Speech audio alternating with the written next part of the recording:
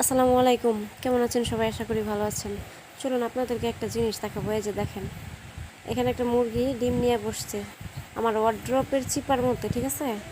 তারপরে এই যে এটা হচ্ছে র্যাক, আমি যে এখানে কাপড় রাখি, এই নিচেরটা খালি, এটার মধ্যে গিয়া তিনটায় গিয়ে একসাথে বসছে, ডিম পারছে, একসাথে ডিম নিয়ে বসে, একটা বাচ্চা ফুটাইছে, এই যে তিনটায় বসেছে। আমি দেখাইতে পারতেছি না বাচ্চা নিয়ে, যে ডিমগুলো দেখেন, এক জায়গায় তিনটা মুরগি ডিম নিয়ে বই রয়েছে, চিন্তা করেন।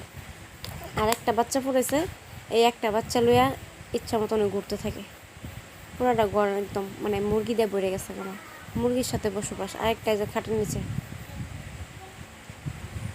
এই যে দাঁড়ান দেখাইতেছে, এই যে দেখছেন, এটার বাচ্চা ফুটছে।